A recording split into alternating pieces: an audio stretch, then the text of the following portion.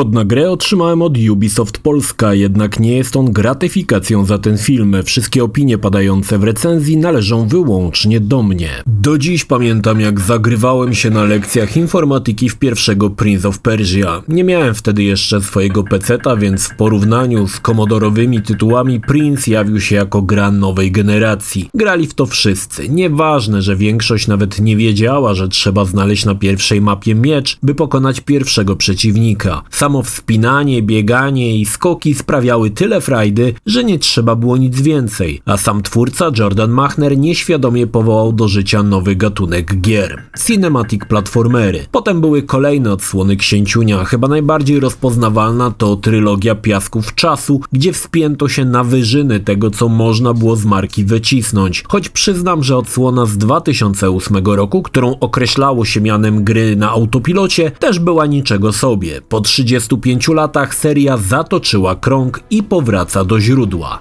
Tak jakby. Cześć, ja nazywam się Krzysztof Energik-Micielski, a to recenzja gry Prince of Persia The Lost Crown w wersji na PlayStation 5. Zapraszam. Jeśli myślimy o firmie Ubisoft, pierwsze co nam się rzuca na myśl to duże otwarte światy, ale Ubisoft przez lata wydawał fantastyczne gry 2D i 2,5D. Warto wspomnieć chociażby Raymana, Valiant Hearts czy cała seria Assassin's Creed Chronicles. I niezależnie co o Ubisoftie myślicie, platformery umieją robić fantastyczne. Nic dziwnego, że nowy Prince of Persia powraca do korzeni i jest platformerem 2,5D. Jednak tym razem twórcy postawili na sporo nowości. Nie wszystkie są dobre, to na pewno, ale nie da się odmówić straconej koronie tego, że jest księciuniem nowej generacji. Bohaterem jest Sargon, jeden z nieśmiertelnych, którzy bronią Persji przed najeźdźcami. Wskutek splotu wydarzeń książę Persji zostaje porwany, a Sargon w towarzystwie pozostałej ekipy rusza na ratunek. Trop prowadzi do przeklętej góry Kaf, gdzie czas zdaje się płynąć na własnych zasadach. Sargon, zdeterminowany, aby odzyskać księcia, rusza poprzez przedziwne krainy, zyskując nowe moce sojuszników, ale i walcząc z potężnymi przeciwnikami. Historia jest, no cóż, taka sobie. Niby coś tam pcha się do przodu, ale ogólnie dialogi to tylko wymówka do dania nowych umiejętności i tworzenia nowych połaci terenu. Niby są jakieś zaskakujące wydarzenia, ale nie mogę powiedzieć, że fabułę śledziłem z wielkim zaciekawieniem. Widać, że jest, bo wypadało, aby coś było. Prince of Persia kładzie nacisk na pewne elementy, ale zdecydowanie nie na historię. Jednak nie zrażajcie się, nie to jest tutaj najważniejsze. Gdzieś wyczytałem, że Prince of Persia Lost Crown to gra roku.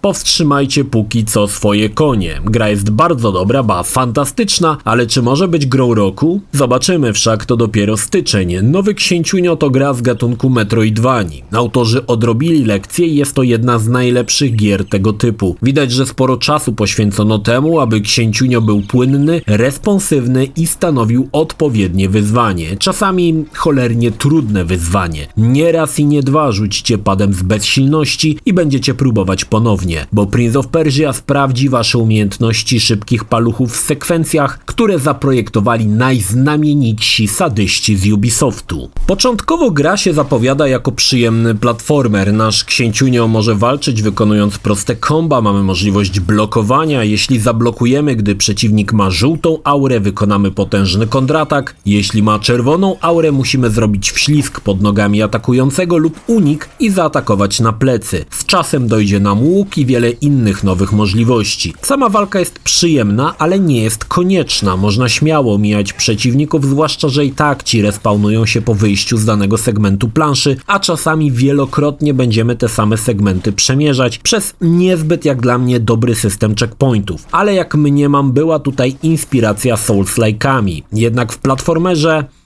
to średni pomysł, ale do tej kwestii jeszcze wrócę. Grę możemy sobie ustawić z podpowiedziami, czyli tytuł oznaczy nam na mapie gdzie iść lub bez podpowiedzi, no i wtedy nam nie oznaczy. Początkowo grałem na tym trudniejszym poziomie, ale Prince of Persia to wyjątkowo ogromna mapa, jest wręcz gigantyczna. Czasami nie do końca wiadomo gdzie iść, jeśli nie ma znacznika. Mętne stwierdzenie idź na zachód niewiele nam mówi, bo mapy mają wiele przejść, skrótów, jak i ukrytych wejść. dlatego po jakimś czasie wróciłem do znacznika. Przynajmniej miałem jasny cel, gdzie podążać. Granie bez znacznika mnie zmęczyło. Przemierzanie w kółko tych samych lokacji, walka z tymi samymi przeciwnikami, nie. Zdecydowanie nie było to dla mnie. Znacznik nie ułatwia gry, ale pozwala zaoszczędzić sporo czasu, irytacji i błąkania się po terenie, bo ten jest, jak wspominałem, wyjątkowo rozległy. Co prawda autorzy dali możliwość umieszczania samodzielnie swoich znaczników, co jest gdzie, ale szczerze mówiąc przestałem ich używać.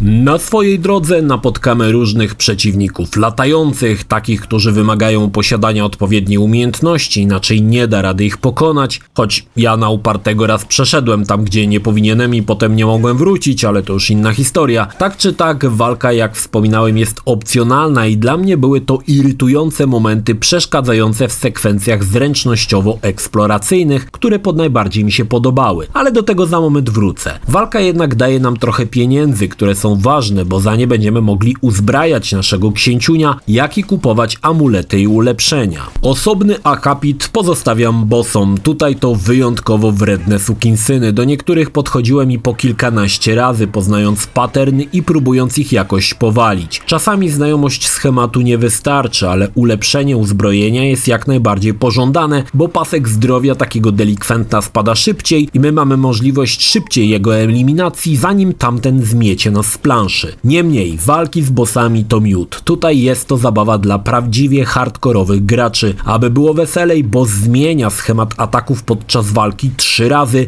więc nie będzie zbyt łatwo i powoli uczymy się nowych rzeczy, po każdej śmierci przechodząc troszkę dalej. Tak, Prince of Persia ma wiele wspólnego z Souls-like'ami. Abyśmy zbyt szybko nie padli, możemy używać specjalnych buteleczek z energią. Przywrócą one niewielką jej ilość i dadzą cień szansy na przetrwanie pojedynku. Dodatkowo mamy coś, co się nazywa Atraglow i są to specjalne umiejętności, które możemy do Sargona przypisać. Czy będzie to specjalny cios zadający spore obrażenia, czy specjalnie wygenerowane miejsce, w którym jeśli postoimy odnowi energię, zależy to tylko od nas. Umiejętności możemy używać dopiero po napakowaniu odpowiedniego paska, więc używanie ich raczej do częstych nie należy. Ale walki, jak dla mnie, to dodatek. Prawdziwe oblicze księciunio pokazuje w sekwencjach platformowych i tutaj Ubisoft wspiął się na wyżyny. Oczywiście, jako że jest to Metroidvania, niektóre miejsca przejdziemy, jeśli zdobędziemy odpowiednie umiejętności, a tych jest sporo. Od daszowania, które jest klasycznym bieganiem po ścianie, ale możemy je wykonać w dowolnym miejscu, poprzez podwójny skok, przenoszenie się do świata równoległego, czy rzucanie specjalnym ostrzem. Każde z tych umiejętności pozwoli skorzystać z dróg, które doprowadzą nas albo do celu, albo do jakiejś ukrytej znajdźki. Elementy platformowe to moje ulubione. Nie raz i nie dwa staniecie przed problemem, który wydaje się niemożliwy do przejścia lub będzie wymagał dziesiątek prób, aby go pokonać. Czasami jeden głupi błąd cofa nas na początek próby, a każda nieudana próba zabiera nam część energii.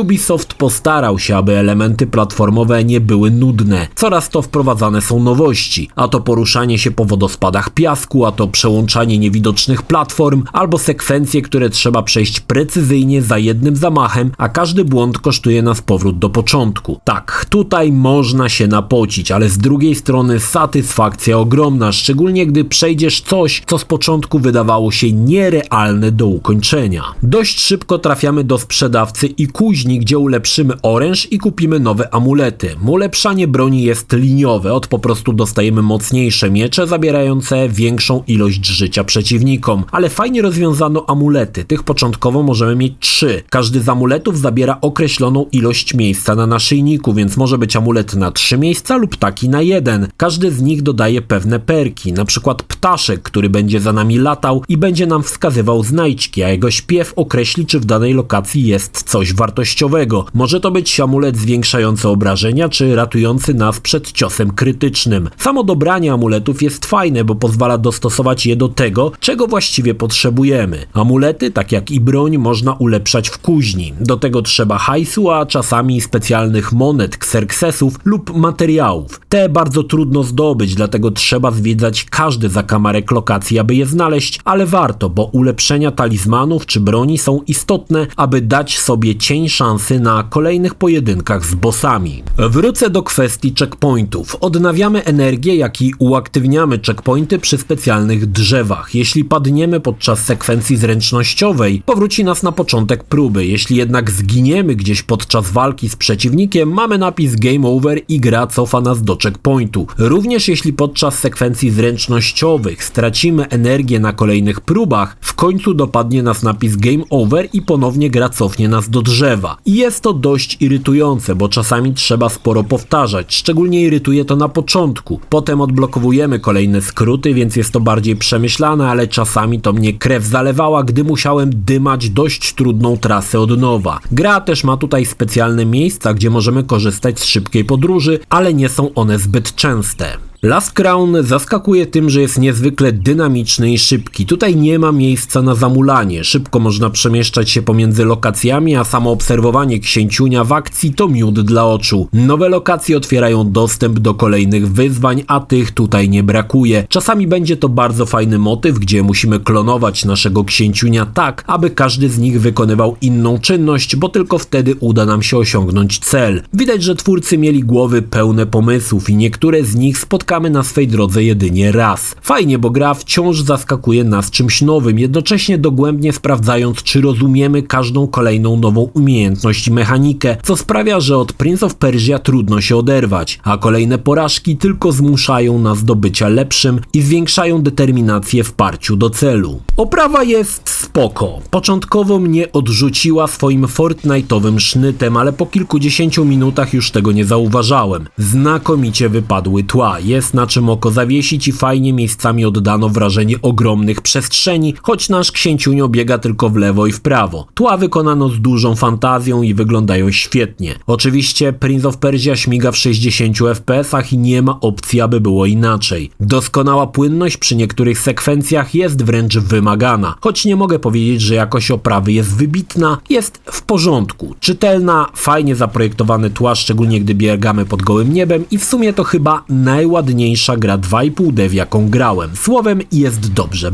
bardzo dobrze. Ukończenie Prince of Persia zajęło mi około 24 godzin, ale nie zebrałem wszystkich elementów dodatkowych. Nie ma tutaj aż tyle znajdziek, co w grach z otwartym światem od Ubisoftu, ale jest wystarczająco dużo, aby wynik godzinowy podbić o te 10-15 godzin do góry. Niekiedy dostanie się do znajdźki będzie opłacone litrami potu, więc dla miłośników calakowania Prince of Persia będzie stanowił na pewno fajne wyzwanie. Nowy Prince of Persia początkowo mnie trochę odrzucił stylistyką, ale to były pierwsze minuty. Z czasem trudno nie docenić świetnie zaprojektowanych map, samych pomysłów na rozgrywkę, która zmienia się jak w kalejdoskopie i przede wszystkim tej responsywności i lekkości w sterowaniu. Tutaj ma się wrażenie, że panujemy dokładnie nad poczynaniami bohatera, a każdy błąd jest wynikiem naszej nieuwagi. Sterowanie jest płynne i bardzo dobrze zrealizowane. Prince of Persia The Lost Crown to naprawdę świetny tytuł na wiele godzin, który sprawdzi szybkość waszych paluchów jak mało który. Choć nie jest to dla mnie póki co gra roku, jest bardzo solidnym tytułem, którego trudno nie polecić, więc